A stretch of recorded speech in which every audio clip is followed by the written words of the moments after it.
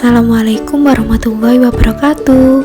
Kami dari kelompok 5 BGSD 2018B akan mempresentasikan hasil tugas kami mengenai inovasi media pembelajaran untuk memenuhi tugas kami mata kuliah inovasi pembelajaran.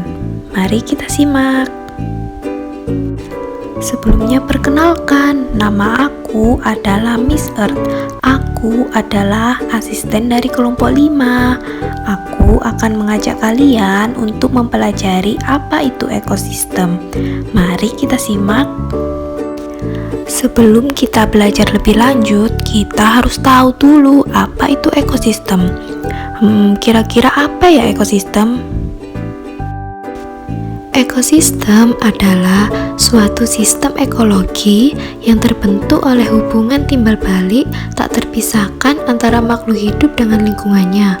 Ekosistem bisa dikatakan juga suatu tatanan kesatuan secara utuh dan menyeluruh antara segenap unsur lingkungan hidup yang saling mempengaruhi. Ekosistem terbagi menjadi dua, yaitu ekosistem alami dan ekosistem buatan. Ekosistem buatan merupakan sistem ekologi yang lingkungannya dibuat oleh manusia. Sistem ekologi ini juga tersusun atas interaksi komponen biotik dan abiotik.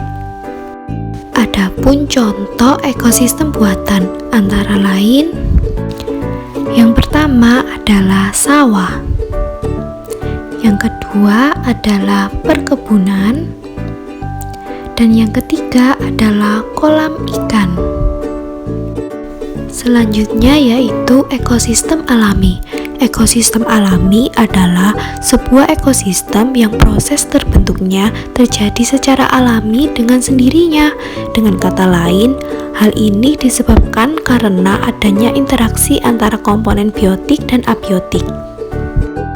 Contoh dari ekosistem alami terbagi menjadi dua. Yang pertama adalah ekosistem air dan kedua adalah ekosistem darat. Ekosistem alami air yang pertama adalah sungai, kemudian ada danau, dan selanjutnya ada laut. Kemudian ekosistem darat terdiri dari hutan, padang rumput atau savana, dan selanjutnya adalah gurun.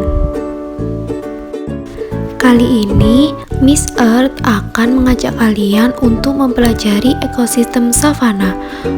Kira-kira apa itu savana? Mari kita simak penjelasannya. Sabana adalah padang rumput yang dipenuhi oleh semak atau perdu dan dikelilingi oleh beberapa jenis pohon yang tumbuh menyebar, seperti palem dan akasia. Sistem biotik ini biasanya terbentuk di antara daerah tropis dan subtropis. Beberapa benua yang memiliki padang sabana di antaranya adalah Afrika, Amerika Selatan, dan Australia.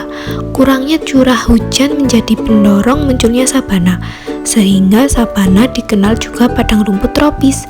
Iklimnya tidak terlalu kering untuk menjadi gurun pasir, tetapi tidak cukup basah untuk menjadi hutan. Savana terbentuk secara alami dengan tingkat curah hujan yang rendah.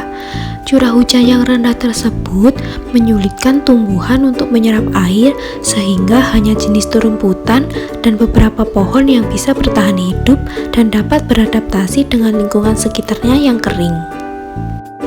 Miss Earth akan mengajak kalian untuk mencari tahu apa saja sih hewan-hewan yang ada di ekosistem savana. Nah, hewan yang pertama ada singa, kemudian jerapah, kemudian zebra, dan badak. Selanjutnya ada bison, ada hina, ada gajah, dan yang terakhir ada ular. Setelah kita mencari tahu tentang hewan yang ada di ekosistem savana, mari kita mencari tahu tumbuhan di ekosistem savana. Apa saja sih?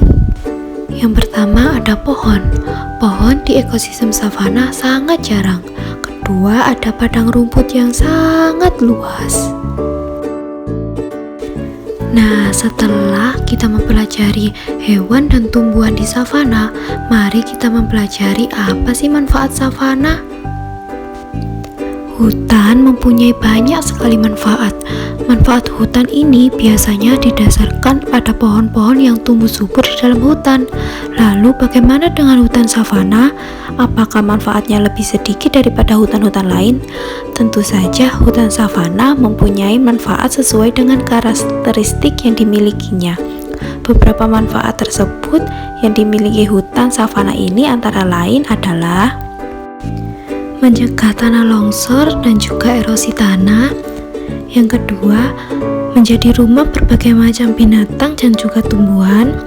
Yang ketiga, sebagai penyeimbang alam. Yang keempat, menyimpan cadangan air. Yang kelima, memberikan makanan berbagai macam binatang. Dan yang terakhir, menambah nilai keindahan alam. Terima kasih sudah menyimak penjelasan dari Miss Earth. Semoga bermanfaat. Wassalamualaikum warahmatullahi wabarakatuh.